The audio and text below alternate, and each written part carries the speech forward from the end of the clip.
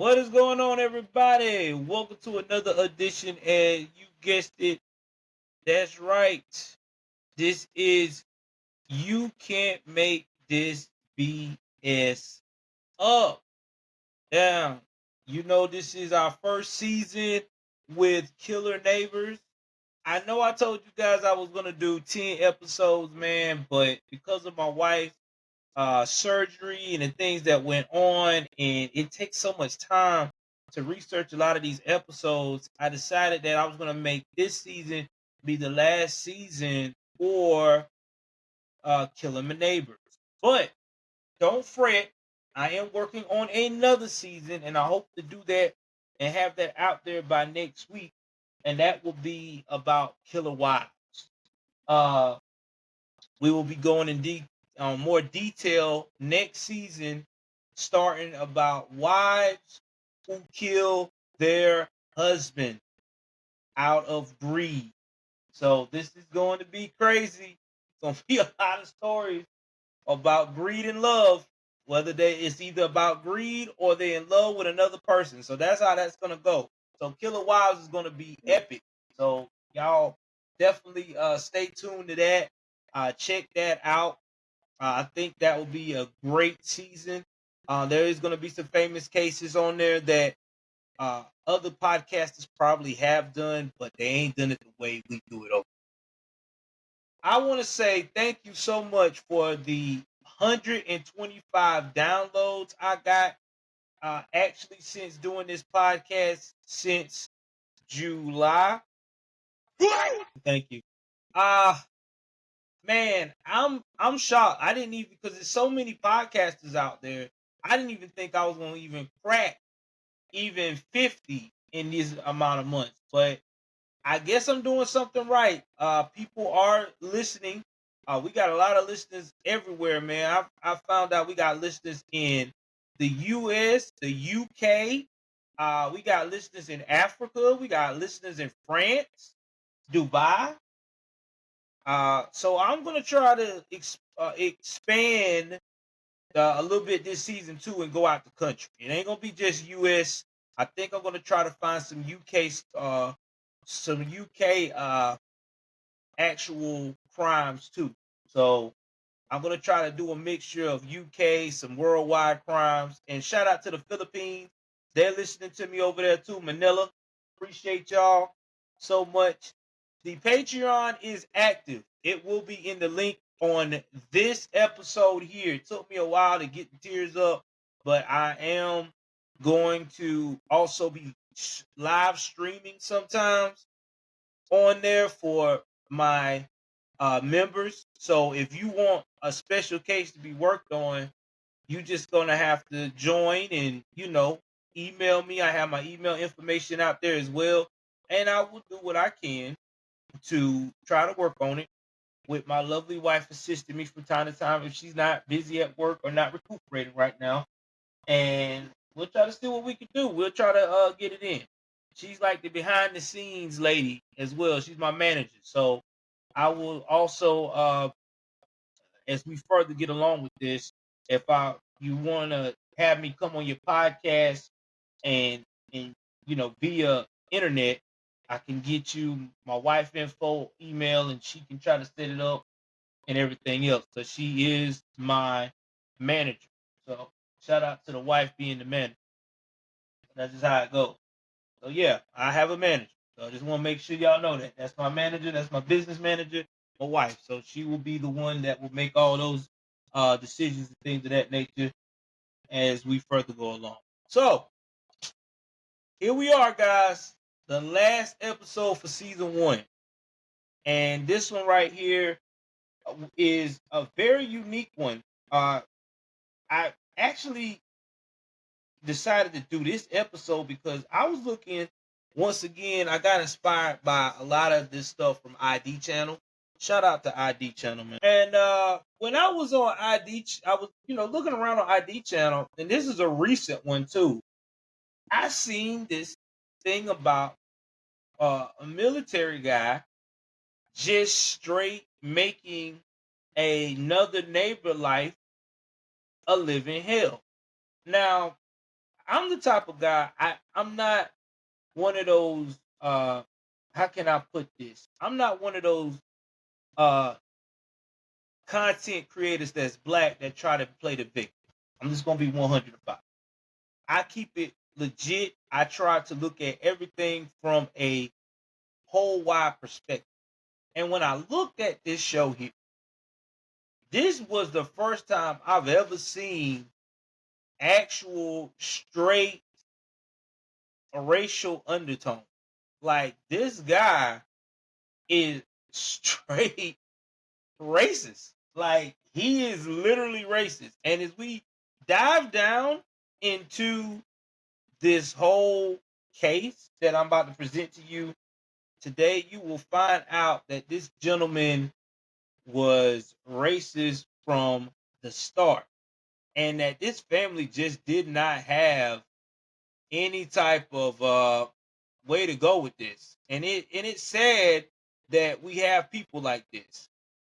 Uh, but when you dealing with uh people that are ignorant, this is what you have to face. I mean, it's just what it is. But I thank God that justice was served in this case, but I'm not going to give too much of it away.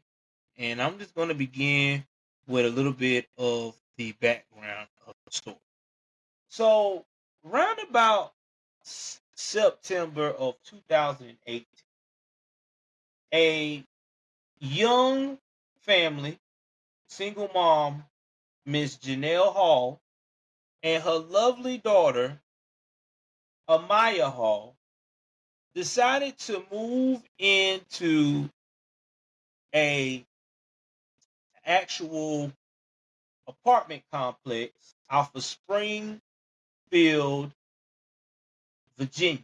Now, Springfield, Virginia is not that far from DC. In fact, I think Springfield, Virginia, let me give y'all a little context of what that is, because I don't want to talk about this place and not give y'all a little idea of what you're talking about, what I'm talking about. So Springfield is a part of Fairfax County. Now, if you don't know about Fairfax County, it's one of the largest counties in Virginia. Okay. Now, Springfield is like a actual suburb town for people that actually work going towards DC, but they don't want to be like literally all living in DC.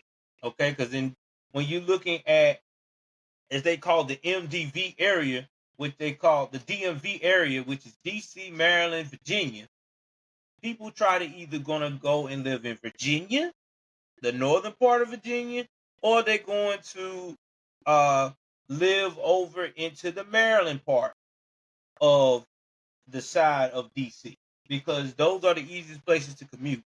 Now, like I said before, Springfield had about 31,339 people roughly during this time. Uh, it is not that it is a part of the I-95 and the I-395 and the Capital Beltway of I-495, which is known as the Springfield Interchange. So it's like an interchange where you can go from you can go into the freeway, or as they would put it, they call it freeway in California, but when we put it down south or up north, the interstate. You can go from one interstate to another interstate to another interstate. And sometimes the way it's laid out, you can go into the what they call routes, which is regular 4-lane highway. You could go to a Route 644 or a Route 617. Now, this place is, when you want to talk about how far it is from DC, I think it's not that far from DC, maybe less than an hour from DC, I want to say. I know it's not that far.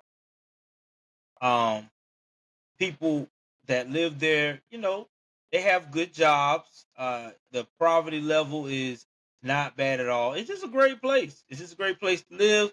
Um, even though Fairfax County has had in recent last year and a half of some of their public schools of having some very scandalous things, but for the most part,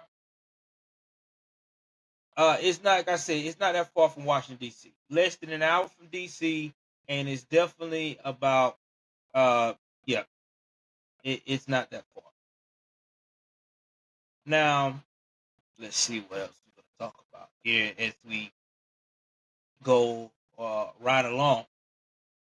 Now during this time, while they moved in, they lived next door to the Hetle family. Now the Hetle family was a very nice was been there for a while. Where the family was named, uh, the father was Michael Hetle. Uh, he was a NASA worker. Yeah, he worked for NASA as a government employee. I don't know what his actual role was, but that's what he did. He had a wife. I'm just gonna call her Miss Pratt, Miss Hetle, because I don't know her first name. And he also had a young son. Now they said that Mr. Hetle was very by the book and very reserved. When they first met Mr. Hetle, when she was welcomed by his wife, when she tried to say hello to him, he basically looked at her like she was a piece of poo. Like, nah, I'm not talking to you, baby. I don't even like your kind of thing. And let me give you an idea how this sounds. You'll know what we're talking about here. Put faces to some of the names. Now, right here, this is Michael Hetle on my left here. Yeah, this is Michael. This is Michael Hetle on my left, and this is the victim, Mr. Prather, on the other side. But we will get to that in a minute. So anyway, the wife just chucked it up. His wife said, "Hey, he's a little reserved. It takes him a while to get warmed up a bit." All right. So as things went along, the family was doing pretty good. They're doing their routine. They're walking their dogs. They're interacting with the neighbors from time to time. Hello, how you doing? Mom's going to work. Everything is going great. And oh yeah, by the way, the wife is named Sarah Hetle. She works for the school board. I'm sorry. So anyway, as Sarah was the only one that's talking to the Halls, the mother of the Halls, Miss Janelle, would observe that Michael would see them outside and be talking to a neighbor and would not say a muttering word to them. Even if they said, "Hello, Mr. Hetle," what he would do, keep on talking like they wasn't there.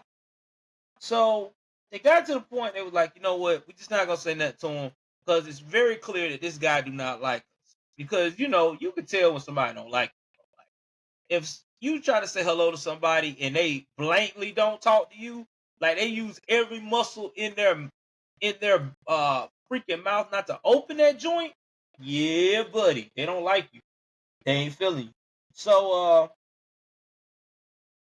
Michael was the type of guy too that he was one of those helicopter rules guys of the neighborhood. And he was very, very particular about the rules of the HOA. Now, if you don't know what an HOA is, if you're one of my listeners from another country, in the U.S., we have this thing called the HOA, which is the uh, Homeowners Association. Yeah, thank you, honey. Homeowners Association. Now, here's what the Homeowner Association supposed to do. This is what it was designed to do. It was designed to make sure that everybody in a nice neighborhood or medium-sized neighborhood can make sure that the value of their homes and property maintain at a very high or as they would put, an average level, average to high level. Okay. So with that being stated, it's supposed to set out rules to where everybody in the neighborhood agrees upon that they need to do to keep it that way. HOA rules could be, hey, you got to cut your grass every. Another HOA rule could be, hey, you can't have no noise ordinance after such and such a time. Another HOA rule could be, hey, you can build a fence, but it's got to be this close or this far away from such and such property line. Like, everything is designed in the HOA where everybody can keep the value of their home and within reason. They may even put as far as you can't have but so many cars parked in your driveway, because you may be in a neighborhood where you don't have a lot of driveway space. You know what I mean? So that's just how the HOA works. It's all about keeping the value of the home. Now, when you don't follow the HOA rules, this is the things they can do. They can fine you. Now, a lot of people probably looking at me or listening to this and say, how you can fine me and I own the place? Doesn't matter. Once you sign that paperwork, when you go and move into that neighborhood, that you're going to abide by the HOA rules, if they feel like you're not abiding by it, they can fine you. They can fine you for things as not picking up dog feces or cat feces after your pet. I know it sounds crazy, but yes, they can. They can fine you for having too much trash in your back porch and not disposing of it, which nobody should want to do that. That's just, some people are just crazy like that. They can fine you for having a car that's broken down and is an eyesore in the neighborhood and it's been there for 4 or 5 years. They can fine you for stuff like that. And they can do it through the city, collect the fine or whatever. Now, if you decide not to pay the fee, they can actually put a lien out against your home. And when they put the lien out against your home, they now are telling you, if you don't pay these fees along with this lien that we got out on your home, the next course is going to be basically repoing your home. They can actually foreclose on it and you ain't got a house. So the HOA don't play if you sign those things. You have to abide by them. So Michael started making complaints about Janelle to the HOA after one day he got very upset that she was playing her music loud in her car.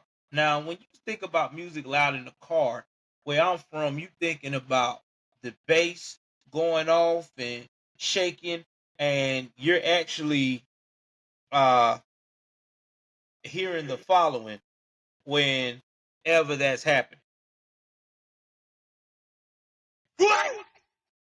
Yeah, you thinking about stuff like that. But nah, it was not that. It was actually uh something a lot more less. Okay, it's like somebody having a nice little Honda with a little sound system, little up, jamming with the windows down. Nothing too crazy. Well, he came out there screaming, "Can you turn that music off?" So Janelle was like, couldn't hear her because she's jamming. He goes again and says, "Can you turn that music off?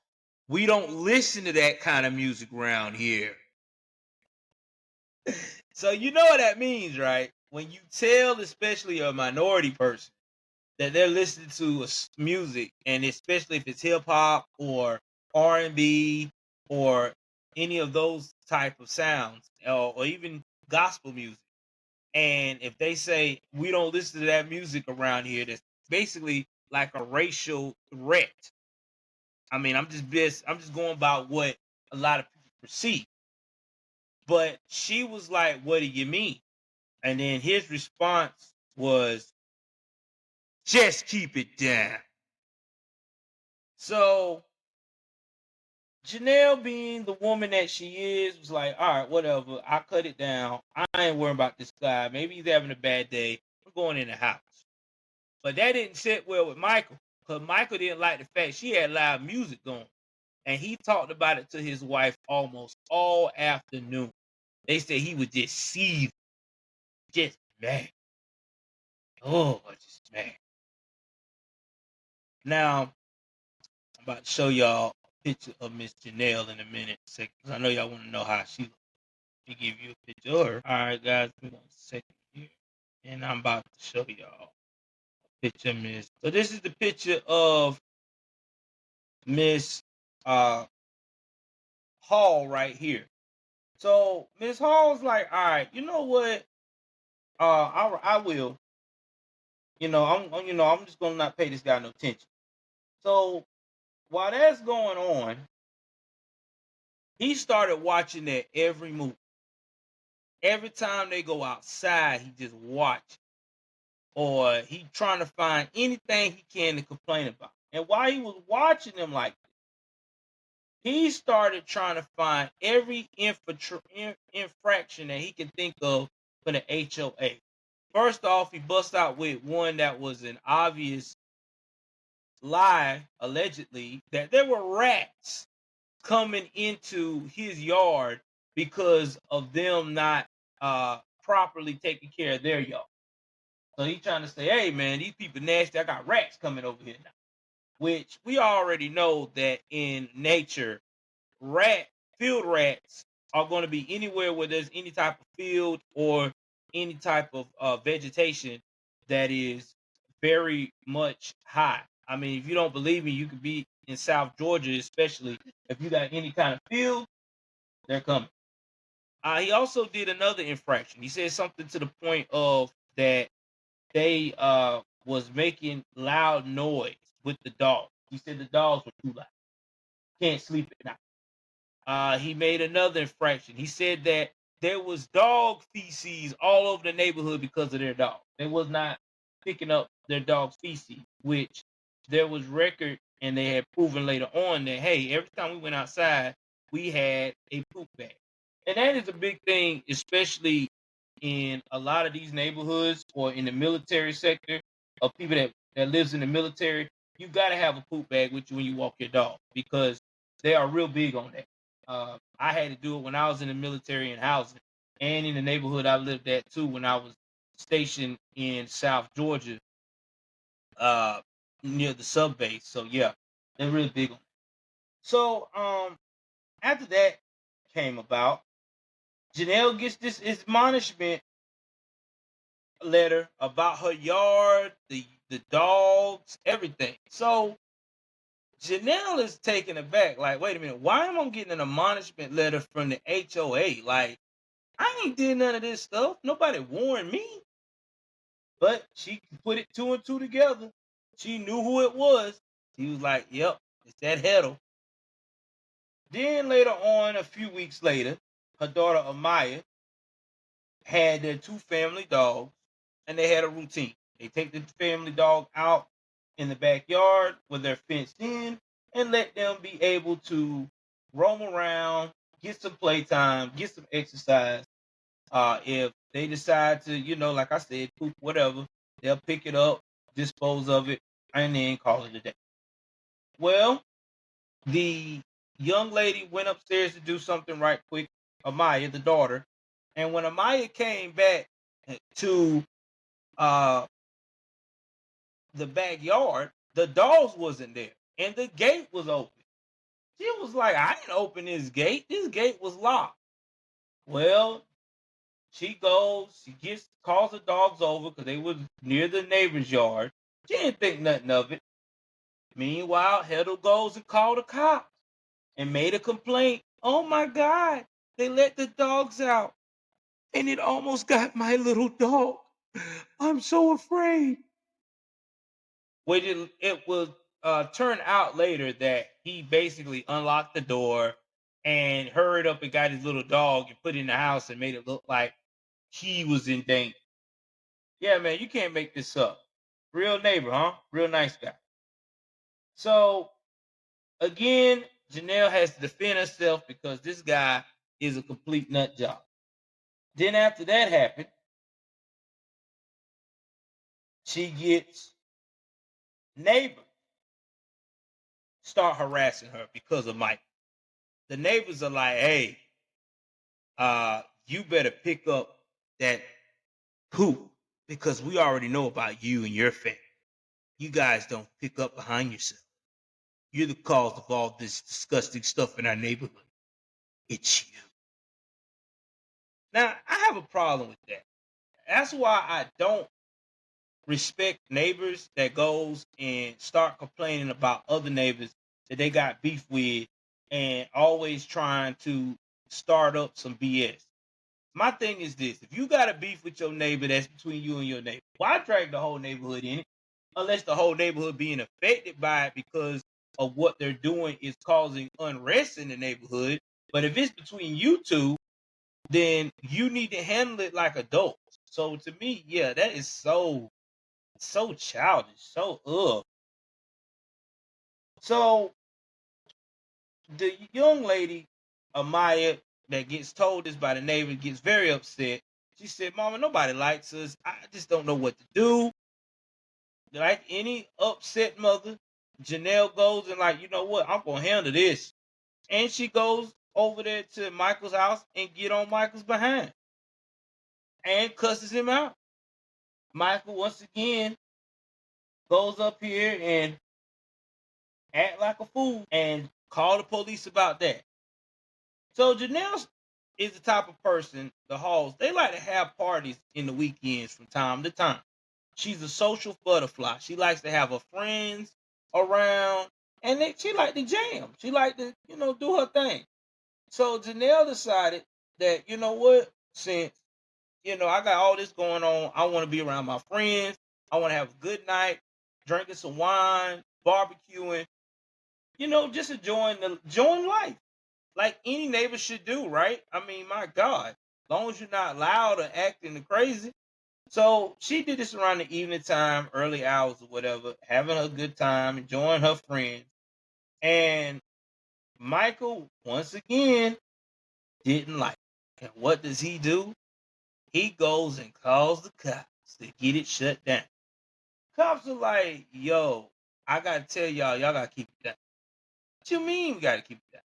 We ain't even loud. I know you're not loud. But we got a complaint that you're loud.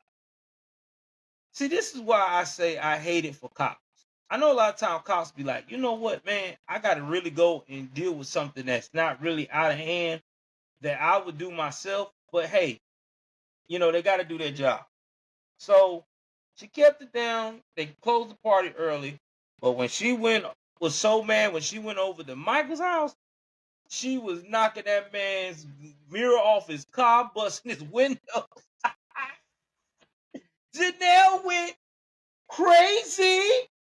I mean, crazy. Shout out to Janelle on that one. But unfortunately, Janelle got arrested and got fined. She had to, she had to handle that. And Michael once again thought that he was winning and maybe that he could probably push her out the neighborhood. Fast forward to after all this is going on, Janelle and them is in legal battle with the HOA. She's dealing with this crazy dude that's her neighbor. She finally did find something in her life. She found a nice looking young man named Javon Prather.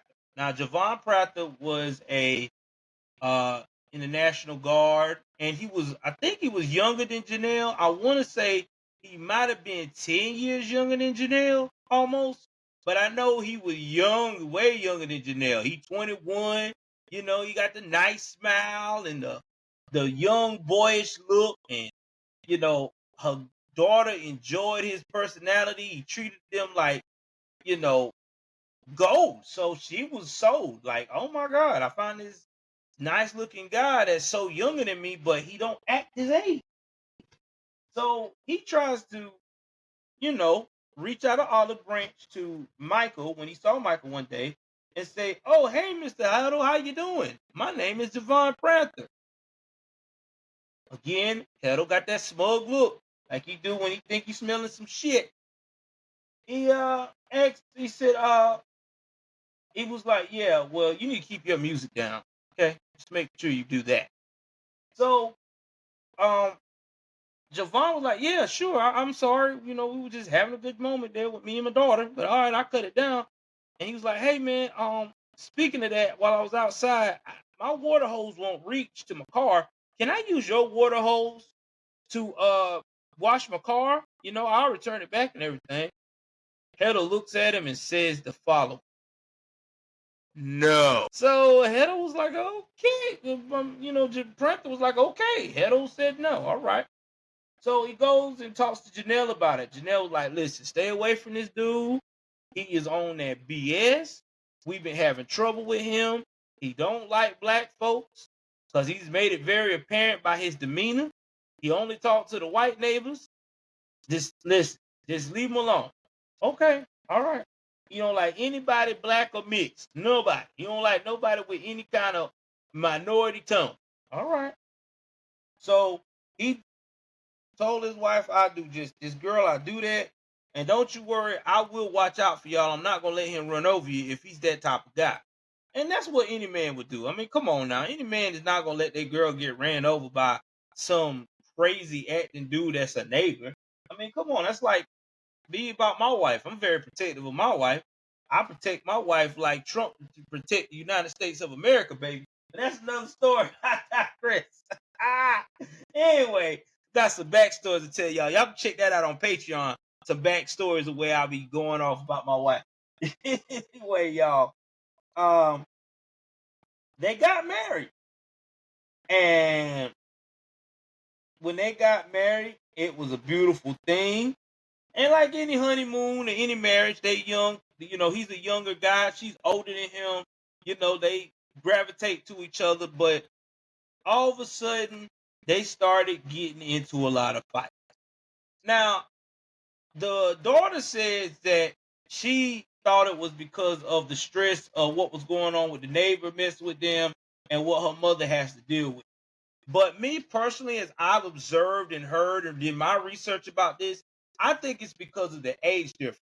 Because you got to remember, you're dealing with a younger man and she's an older woman.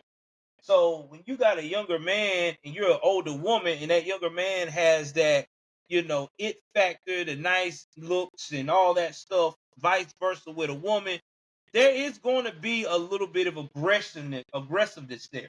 Going to be a little tad bit of jealousy. I mean, I'm not saying that that's a good thing. I'm just saying that it happens, and they have to work themselves out because you got to remember this is something different. They both have never experienced.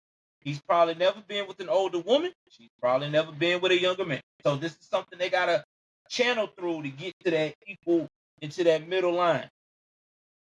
Every time they would argue, though, guess who calling them cops? You know it, Michael Hetle on that phone calling the cops. Yeah, I need y'all to come to my house. We got a disturbance next door, and I'm afraid.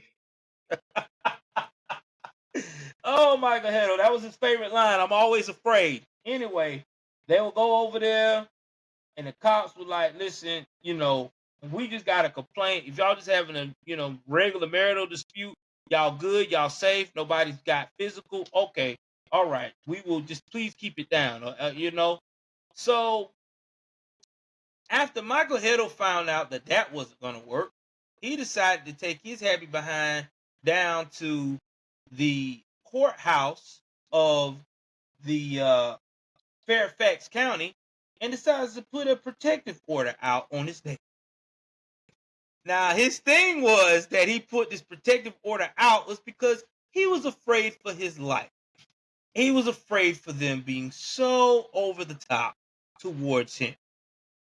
Now, let me tell you about this guy here. Whenever they would come outside, he would say stuff like the following. "So, you like that gift I gave you guys, huh? That paperwork you got served? Remember you told me karma was a bitch, right?"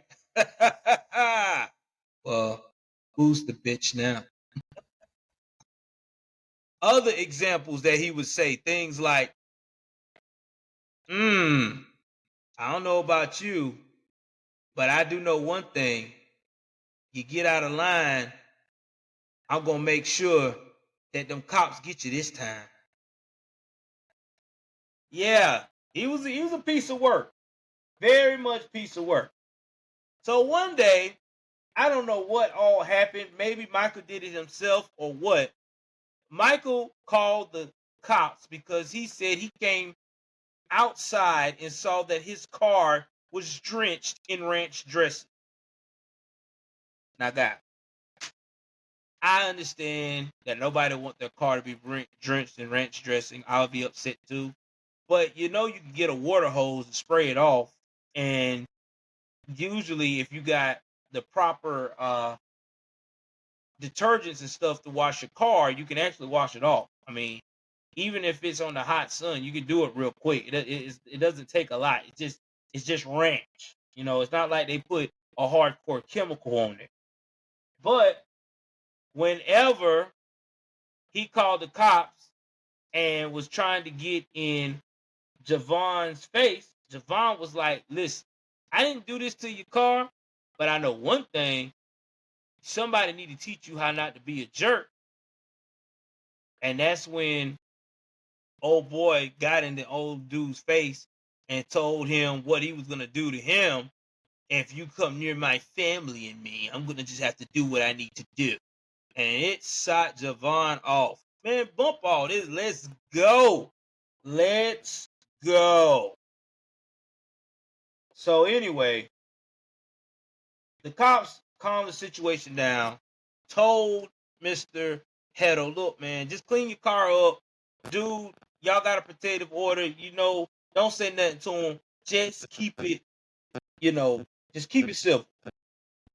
So after this happened, Michael decided to put ranch dressing all decided to put not ranch dressing, I'm sorry.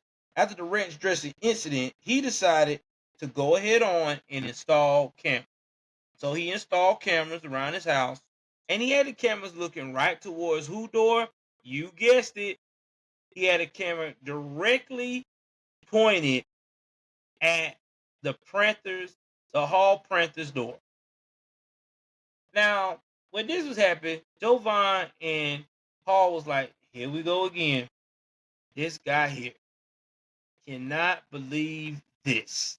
He is just will not stop being a bully. But they let it ride. So here we go. Now it is March. Okay. I want to say March the 20th of 2020. Yeah, March the 20th, 2020. All right. Now they had just got back from doing what you would call voting. You know, they wanted to do early voting. They went and did early voting. The young man was very excited. Javon, his girl, his wife, Miss Janelle, was excited. Their daughter was also with them at that time. So it was a good day to vote, and they got in the house. So when they got in the house and everything, Hetle was there again, right there outside the door, starting shit. March the 3rd, I meant. My bad, I was the wrong date. March the 3rd, 2020. So anyway, he went and started making threats and talking that junk to the Hall. And when that happened,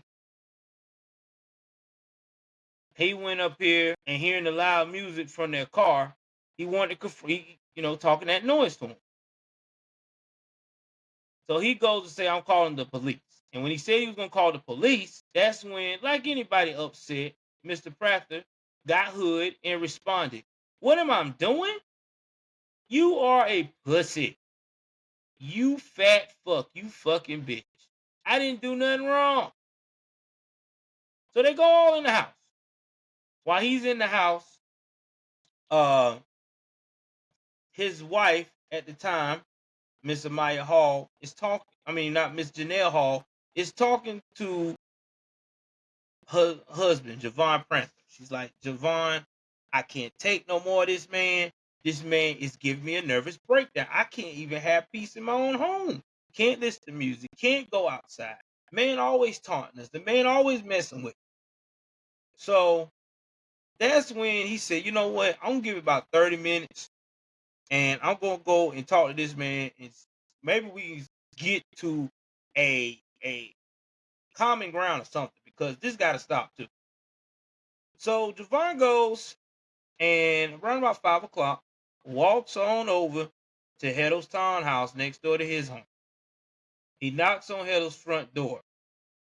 Now, when he knocks on the door, now I'm going to go by Hetle's version. Hetle says that he knocks on the door super hard. Oh my God! Jarred the whole house. He didn't know what was going on. He went and he got his semi-automatic pistol, his 9mm. Came out, opened the door, and he just started shooting my man. Like this. All of a sudden, you can see Mr. Panther grabbing his chest, down on the ground. He follows this man down to the stairs while this man is falling down, holding his chest, and shot him even multiple times in his back. He has done shot this man 7 times. Meanwhile, while this is going on, Javon's wife is hearing all this commotion. So she was like, what in the world is going on? She don't know. She hearing gunshot, but she don't know who did what. She goes outside, and the next thing she see is her husband down on the ground in blood, just not even conscious. Basically gone. No longer in this world. She is trying to pull him to safety. Time when she goes in to try to pull him to safety to get him help, that's when Mr. Prather is saying the following. You want it too? Do you want it too? You get the fuck out of here, lady. Now, Hetle returned to his townhouse. Miss Prather immediately went out to help Mr. Prather. As she approached Hetle's driveway, he came out again, pointing the gun at her, and shot it again. Get out and get away. Miss Prather was walking up the stairs of the neighboring townhouse, and that's when Mr. Prather walked back to the Hetle's driveway and tried to drag her husband towards their townhome, the apartment, on townhome next door. Hetle again is coming out and still shouting, "Get away!" And that's when Miss Prather replied, "I am. We're getting away." And she's dragging her husband by her arms, and after moving her husband's motionless body a few feet away, Miss Prather wept and exclaimed, "You killed him!" Hetle yelled back, "Leave him!" And that's when she said, "I'm not leaving my husband." As she kept trying to move him, when Mr. Prather stopped and tried to revive Mr. Prather, Hetle went back inside his townhouse. Hey, and Mr. Prather died of gunshot wounds at the scene of the shooting. So when the cops came there, this guy here, he's a piece of work. He tries to play the whole, oh my God, man, I was scared for my life, man. I'm an ex-cop, I'm an ex-cop, and I'm about to get further into that situation in a minute. And I was scared for my life, bro. Like, he was trying to pull something out of his waistband, and I was trying to protect my family, and I shot him. Well, here's the thing about self-defense that I think that Mr. Prather must have overlooked or forgot, even though he's supposed to be a police officer and ex-military. You're supposed to annihilate the threat. That means you're supposed to do 1 to 2 shots, mostly 1 shot. You look and see if the threat is going down and you stop. That's number 1. You don't go number 2 and follow the perpetrator outside of the safety zone and keep firing shots into him. That's not self-defense. That is what, ladies and gentlemen? I'll tell you what it is. It's murder. That's right. That is what it is. It's murder. You can't get nowhere around it. So either way it goes, the cops heard this story and it was like, ain't you got surveillance cameras? You like, oh yeah, I do. I have. It's on the camera, and you'll see it. You'll see what I'm talking about. They got the cameras, but the cameras were not showing what he was talking about because due to all the evidence they had gathered at the scene, the bullet riddled body of Mr. Prather, and the video is clear as day. And now, guys, I would like to show you this video again. This is fair use, fair use, fair use. In fact, you know what? I'm not gonna show you the video because it is a little graphic. I just thought about it. If you want to see the video, I will post it on my Patreon. The link to the video so you can actually see the actual whole thing that went down. All right. So it'll be on my Patreon. Check it out. I'll put the links to my Patreon below. You'll see that. I also will put on my Patreon too the court documentation of what all went down at the court hearing and what at the trial and some of the important summary notes and what happened. So either way it goes, he was arrested, charged for murder, and he knew that he was screwed when the wife said, "Hey, they got the video surveillance and it ain't good." So let's jump on and go and move forward to what happened with that. So let's go. So after all of the hearing of what he did since 2018, after killing 24-year-old Javon Prather, Michael Hetle received life in prison on January the 28th, 2021. And that's it, man. He will never get out of jail. Now, I don't know if his wife stuck with him or not, but what I was told as soon as this went down, everybody moved away, which you can't blame them because, I mean, this is just too much for everybody to handle. But let's talk about some backstories that we did not know about Mr. Hetle. Now, Mr. Hetle at the time was a former police officer in the Bellevue, Washington area in the early 2000s. He was involved in the 2 fatal shootings, which were deemed justified. But he also was reprimanded for harassing an Ethiopian immigrant and accused him of bias during a traffic stop. And there was also things that came out in the trial. His son said that his father was quick to call black folks Negro and the word Nick. So yeah, that's just how it was. That's how old boy was. He was pretty racist. Now the daughter of this of Miss Janelle Hall, she was on Fear Thy Neighbor, and she did all the talking for her mother, and she said that her mother has a hard time now in life with what happened. She's not the same. She's pretty much, I'm quite sure, very shy and probably very hesitant to be around. Now, I don't know if it messed up her faith with people that are Caucasian. I hope it didn't, because not all Caucasian people are racist, just like not all black people are racist. But yeah, it is it was sad. It's very sad. So rest in peace to Javon Prather. Man, you was young. You had your whole life ahead of you. I hope and pray that you are in heaven doing great things and watching over the woman that you love so much, Mrs. Prather, because it seemed like to me she really did love you. But any woman to go out there and pull you like that and fight for you in the arms of danger and didn't leave you alone, that's love. So she did really love you, dog. So I hope that you're looking down on her and everything.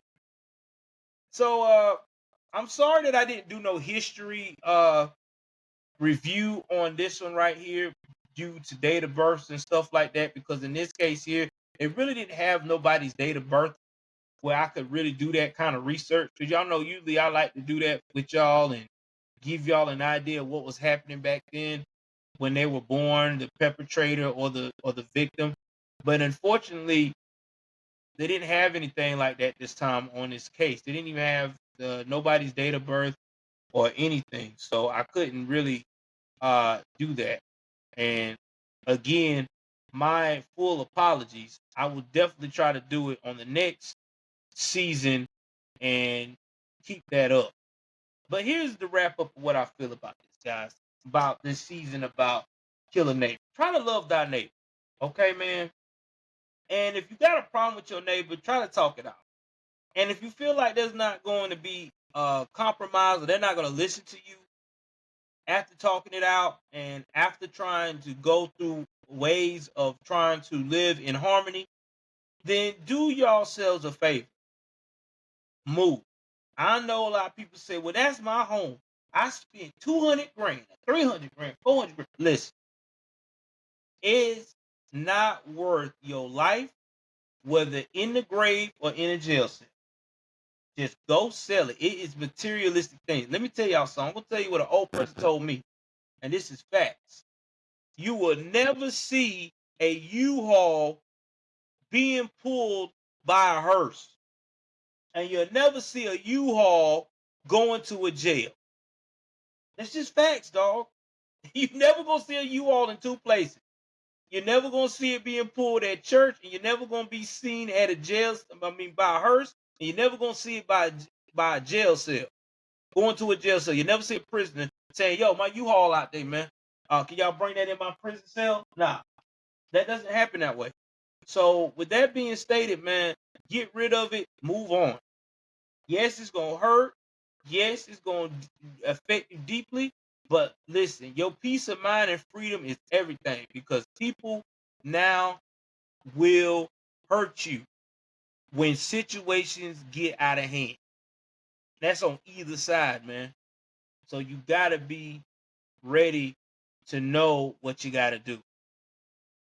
Again, shout out to everybody for supporting this season. Again, let's get ready to rumble with the next season, season 2, Killer Wives. Greed or love. That's right. For greed or love. That's what it's going to be about. These women are killing either for greed or they killing because they in love with another man or woman. It's going to be crazy. I got some doozies coming up. So again, please like, share, subscribe, join the Patreon if you want me on your podcast. Again, my wife will be my business manager. I'll make sure that we'll have a business email just for her to regulate. So if y'all do decide to want to reach out and have me on the podcast, she'll be the one scheduling all that stuff. We love you guys. Take care of yourself and each other. I'm out.